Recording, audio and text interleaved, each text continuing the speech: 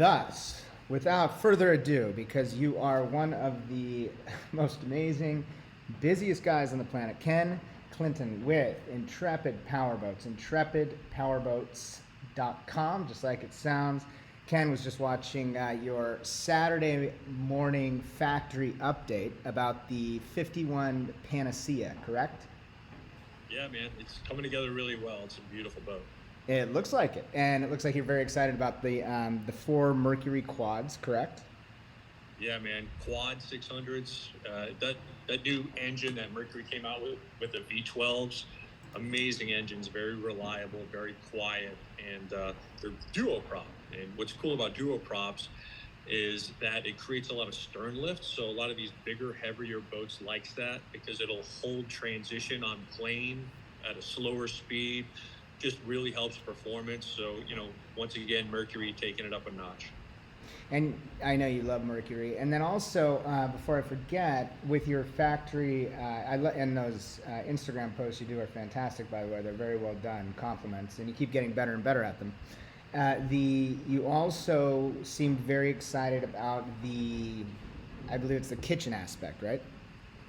Yeah, I think it's pretty cool to be able to give you as many amenities and make these boats as well-rounded as possible. When we go to boat shows and we do design sessions with customers, we find out how they use their boats, and they like something that's very universal. If they decide they want to go to the sandbar and hang out with their friends and have a party type of atmosphere where there's plenty of seating, they do that. If they want to be able to cook out, if they want to be able to then on Sunday go hardcore fishing, make sure we got good bait wells and good rod storage and downriggers and pressurized bait wells. I mean, there's so many different things you can do, but the common theme is having something that's pretty universal. So we try to cover all the bases. And what's so genius about it is, I would imagine that, let's say someone that's new to the Intrepid Nation is, and then I'll segue to my next question with respect to the Intrepid Nation. But I would imagine, you see, if you're fortunate to see an Intrepid powerboat, you've never seen one, you see it, you wouldn't think that it would have something such as fantastic and innovative as that within it, right? Yeah, I think it's pretty cool that, to be able to pack as much in as we can with all the space that there is.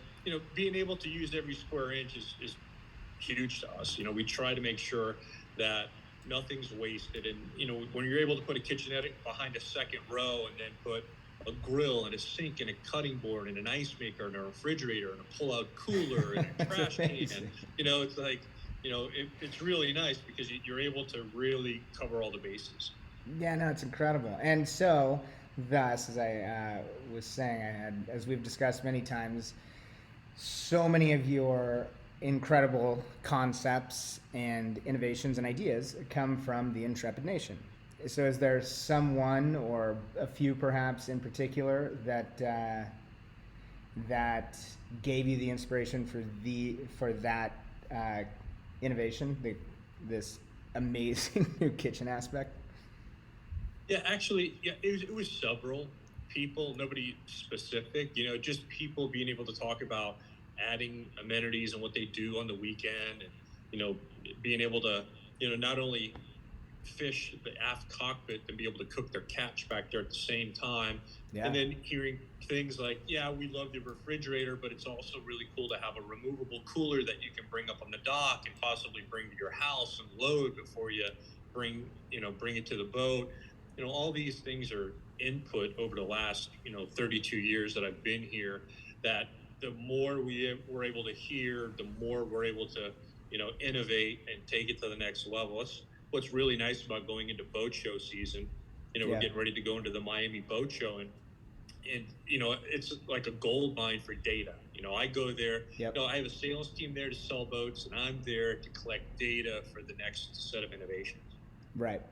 Yeah, you've mentioned that the shows are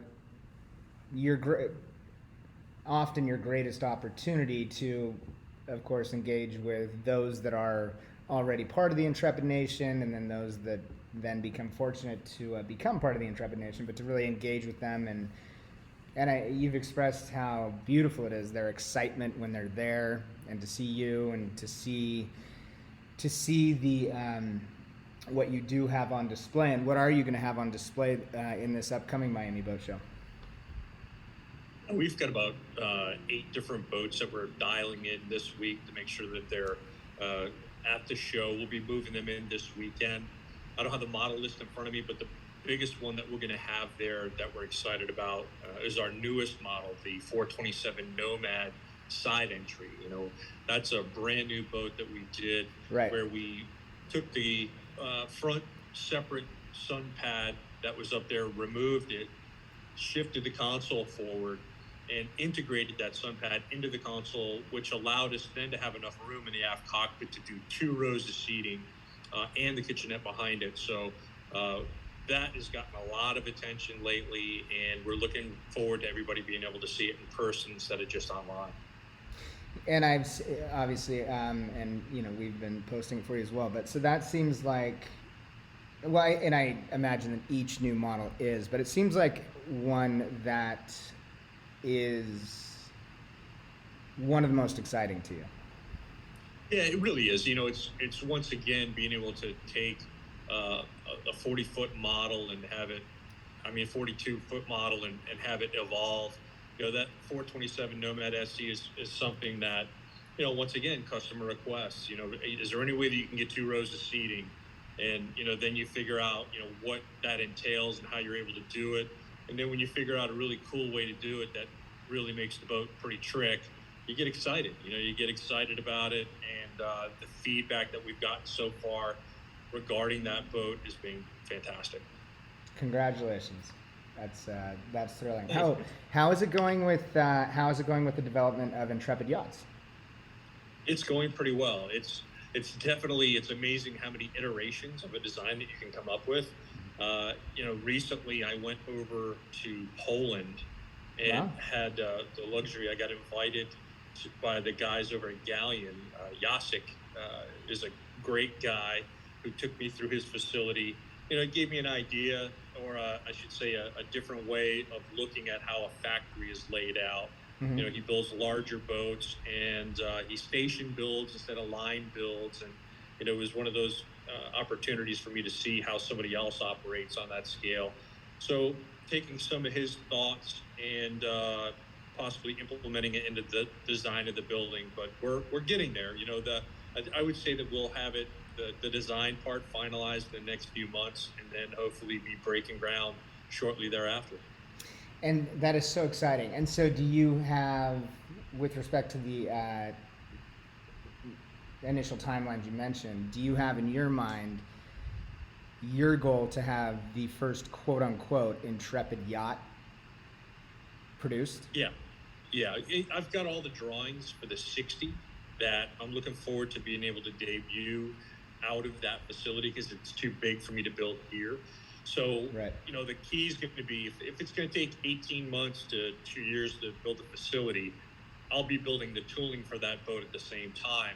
So in a perfect world, which we know it's not, what we'll do is I'll have all the tooling ready to roll in as we're cutting the ribbon to enter the new facility. So that's basically how I'm going to try to time it.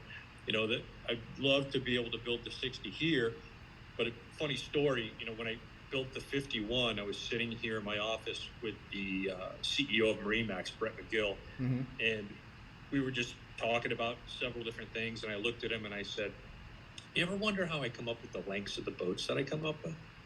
And he looked at me and he said, "Yeah, matter of fact, now that you bring it up, how do you come up with these?" I said, "Come here, let me show you." So I take him back to the lamination building. And at that time, I didn't have the 51 hull mold built yet, but that was the topic of discussion at the time when we were sitting in my office. I said, "See the 47 here?" I said, see how long it is? See how it kind of sticks into the aisleway? He said, "Yeah." I said, "Well, I have to build the 51 in here in the same hull building, because it's the only building that I have large enough cranes to lift this hull out of the hull mold and put it on a cradle and then move it out." Mm-hmm. He said, "Okay." He goes, I see where this longer boat's going to create an issue." I said, "Yeah, but it's not even so much in here." I said, "Let me show you." So we walked outside the building, And so you have to imagine that I had this big garage door that this hull is going to back its way out of, and just opposite that door is another building. I said, so you know how far away that building is from the garage door? He said, no. I said, 52 feet. Thus, the 51 Panacea. And then he goes, wow, really? I go, yeah. I said, you know what that means? And he said, what's that? I go, I need a bigger building. And he laughed and he said, I know, we're working on it. And shortly thereafter, they secured the lease for the land, which was great. That's so exciting. That's so exciting. Have you already secured, I should say, initial orders for the first quote unquote Intrepid yachts?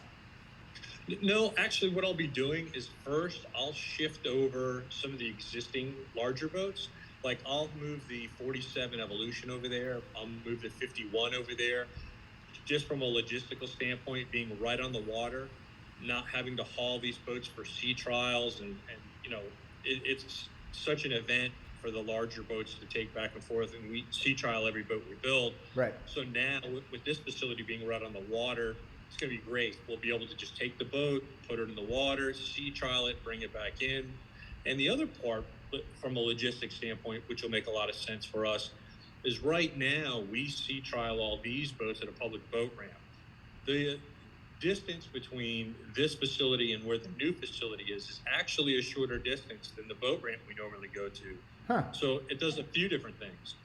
It's going to allow us to now not have to, fight with the public to use. Yeah, you literally have your own boat ramp now. Yep. Yeah, we'll have our own boat ramp. And the other big part of it is, there's issues that come up on sea trials. That's the reason why we sea trial every single boat. And what'll happen, let's say you had a leaky bait well, or you had a pump that failed, or a steering issue. Well, the problem is you have to then bring the boat back to the factory, do the repairs. Then you have a whole new sea trial to do all over again. Right. Extremely inefficient, extremely expensive. Now, imagine being able to go to the other facility and being able to test it.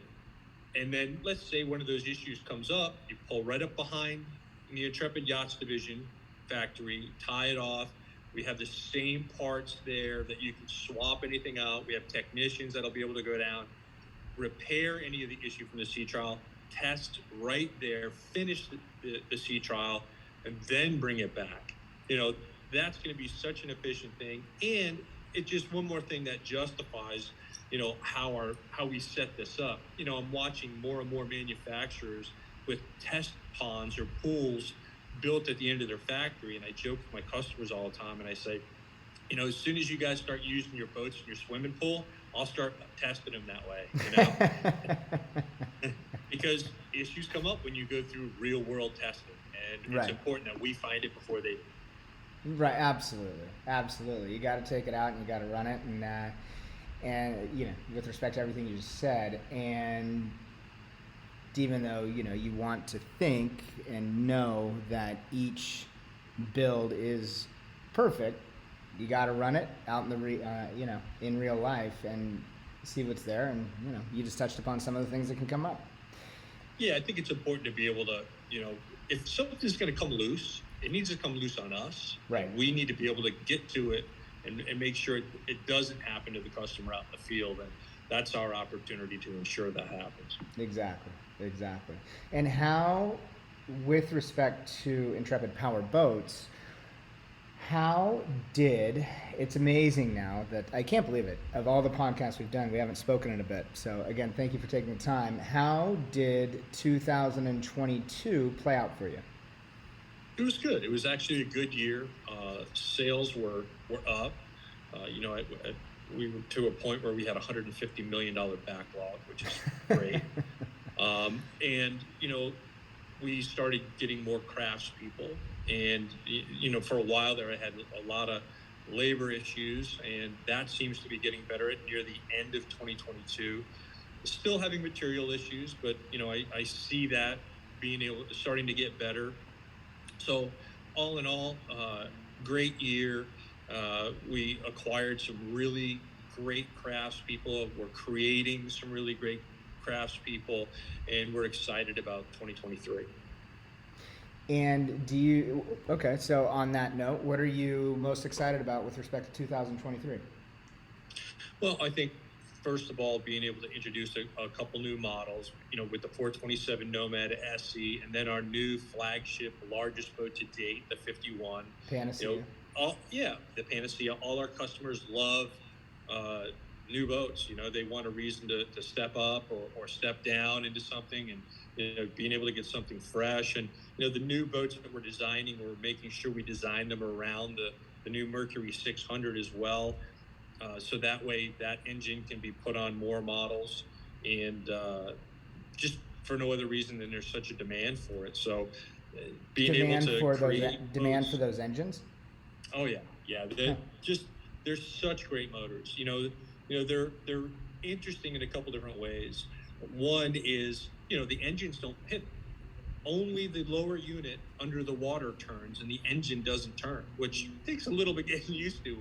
When you look back, you're so used to looking back there and seeing the engine turn, when actually what's turning is underwater. Huh.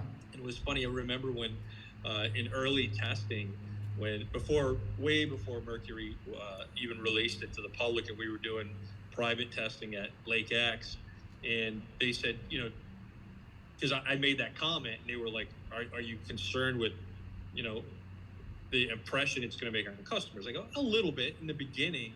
I said, but you drive a car and you don't see your tires turn. So, right. So it's going to be okay. And, not only that, they're efficient. We talked a little bit already about the fact that they're dual prop. And I tell you, the other thing that's huge with these engines is that they're quiet. I mean, super quiet. In the beginning, when we were first doing sea trials with these boats, I'd ask the team to have the boat at the dock and let me know when they're ready for me to come down and run a boat. And I'd go down there, and this is without any embellishment. I would literally have to step under the swim platform and put my hand on the cowling to make sure it was running, because I couldn't tell if it was running. I mean, that's how quiet at idle it was. So it's almost like being in a Tesla, right? You don't know if it's running, right? Yeah, it's crazy. And don't get me wrong, obviously you hear it once you start spooling up, but still, it's dramatically more quiet than any other outboard out there. And what's nice is, if you think about it, you're out there, you're with your friends and family, you're running the boat, and you're in a boat that you're not having to yell at each other right. when you're cruising at 50 miles an hour. And it's even more of a peaceful environment when you're out there boating. Isn't that amazing? I mean, and you mentioned it, you've 32 years you've been being the genius and innovator that you have been with Intrepid Powerboats. But in the 32 years, do you ever take a moment and just kind of reflect back on, especially when you have this new incredible technology with these these new Mercury outboards? And so when you think back to like when you first 32 years ago started this, isn't it just absolutely profound, the technology and what you've been able to create and provide to the Intrepid Nation and whatnot? I mean, it's mind-baffling, right? Like, you would have never back at that time, if someone had said to you, oh, well, in 32 years, Ken, you're going to have these these outboards that will do this, you would have said, no. Yeah, it really is. I mean, when you think about it, back then, big engines for us were 200s. And we were the only crazy guys doing big boats with outboard power.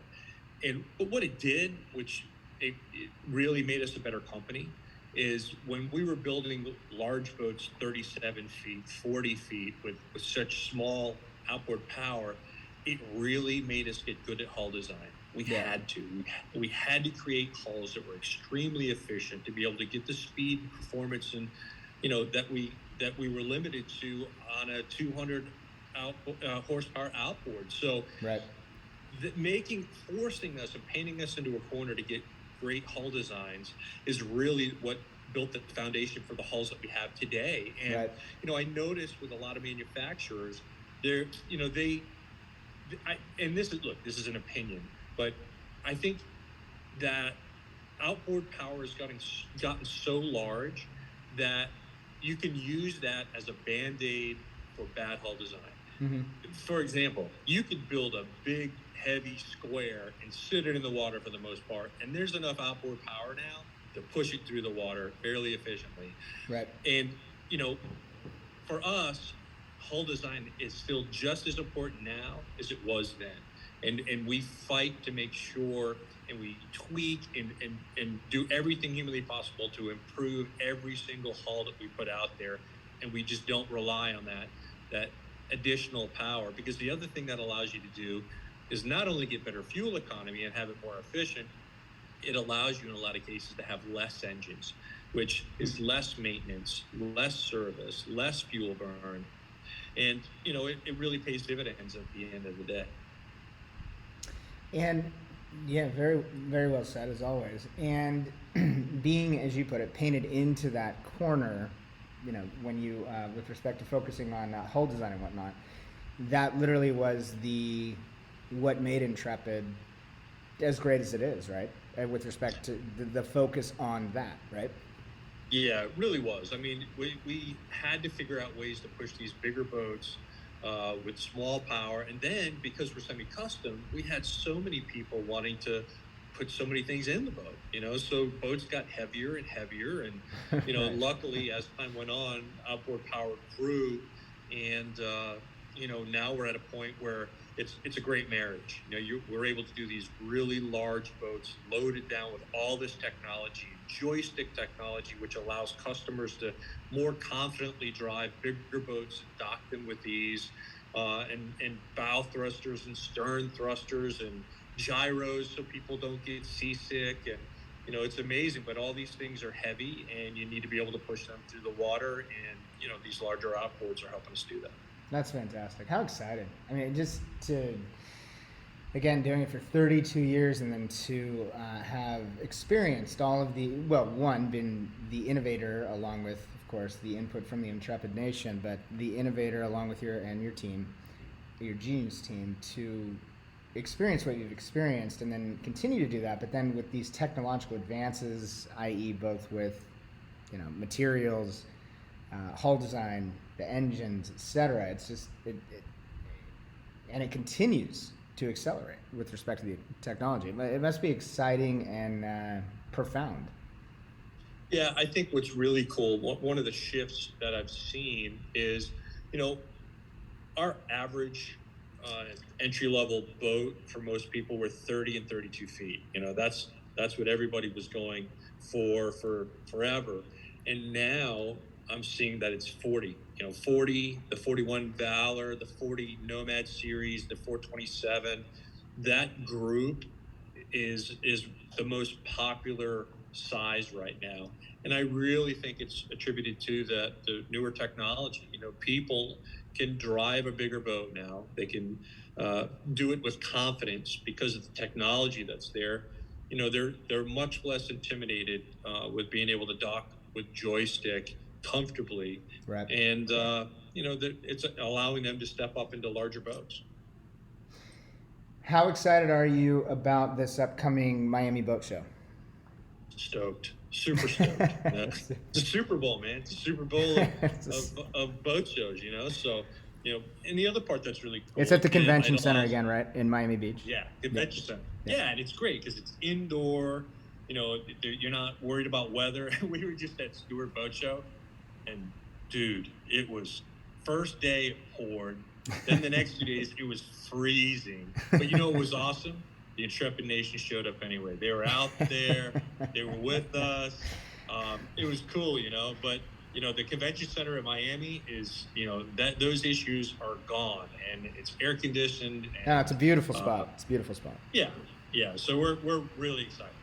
And speaking of the Intrepid Nation, how was the most recent Intrepid Nation event that you do every year? It was great. The rendezvous, the owner's rendezvous. Yes, the rendezvous. Yeah, it shifted to Ocean Reef this time. We've been at Hawks Cay for a while, and Hawks Cay is great. Hawks Cay's always been great. Tried a new venue, and that was basically the Intrepid Nation asked us to. They would say, we really would like to see you try this other venue, and we did. I've heard Ocean Reef is fantastic. It really is. It's what a beautiful venue. It was just next level. And, that's us, man. We're always looking for next level, and we were able to do that at Ocean Reef, and we've already locked in, for next July to return to Ocean Reef. And I can't thank the team and group for Motion Reef enough, or the Intrepid Nation for the great suggestion. That's really great. And again, once again, going back to it's the the Intrepid Nation giving you valuable input on all fronts, and you listen to it, you take it to heart, whether it's with respect to incredible new innovations on the hull design, i.e. front entry, et cetera, et cetera. You told me once, I think it was the last podcast we did, you know, you had someone from the Intrepid Nation saying, you know, it'd be great if my, you know, I believe he said a certain seat up in the front could be higher for my wife, or something to that effect. But you take everything that they say to heart and innovate, and that includes locations for where they want to come see you and engage with you and your team. Yeah, I mean, because they use their boats way more than we use Intrepids. So, you know, that's the one part. You know, people, you know, we joke at them all the time. We say, look, the shoemaker's kids have no shoes. You know, and you know, we're the elves here, you know, building all the boats. Whereas the people out in the Intrepid Nation are the ones that are using them way more than we would ever use them. So for us to not take that into account when we're doing new designs would be really foolish. Yeah. And so we listen and we learn. What is, and I now have been so fortunate, my friend Ken Clinton with Intrepid Powerboats, intrepidpowerboats.com. What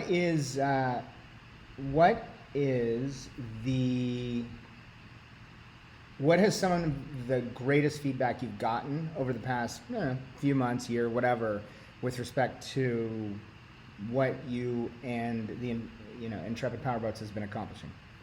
Some of the best feedback on the new designs, etc. Well, I think the biggest thing is going to 2 rows. You know, going to 2 rows on the 427 Nomad SE, and then we're going to go to 2 rows of helm seating on the 51. You know, those are 2 areas that we really didn't have before. And that's something that, you know, we were requested to do, and to be able to, you know, it's one thing when they ask us to put 2 rows in a boat that's not designed for 2 rows. You know, we always figure out a way.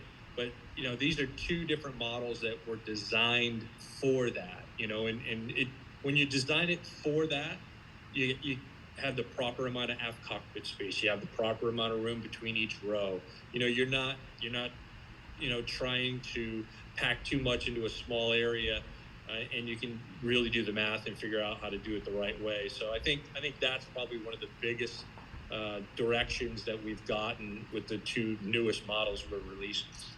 And on that note, so obviously the 51 Panacea, and then do you have another one in the works that you can talk about, or no? No, I've got another series of models that we're going to be doing next, and it's a little too early to let it out of the bag before I let these 2 get these 2. I knew you were going to say that, but I had to ask. I knew you were going to say that. I know. Inquiring minds want to know. Yes, they do. Yes, they do. All right, my friend. Now that we have had 30 minutes, Ken, again, thank you so much for taking the time. You're one of the busiest, most, for me, personally inspiring guys on the planet. So thank you very much. Is there anything I didn't ask you that I should have, or anything we didn't touch upon that you would like to? No, man, it's always great talking to you, Judd. I appreciate all the kind words. And as always, I'm nothing without my team, and I'm nothing without the Intrepid Nation. They're the ones that all make me look good. The way that you speak about the Intrepid Nation is it's very, and I mean this in the most complimentary way. It's similar to, say, Jimmy Buffett with you know, his nation of parrot heads and whatnot, but it's that fondness and kindness and adoration and whatnot. It's really beautiful. Yeah, I love them. Yes, you do. All right, Ken Clinton, Intrepid Powerboats, intrepidpowerboats.com. Thank you very much, my friend. I hope you have a fantastic rest of your day, and I look forward to speaking with you again, hopefully much sooner than it took us to speak this time. Sounds good, brother. You take care. All right, thank you. Take care.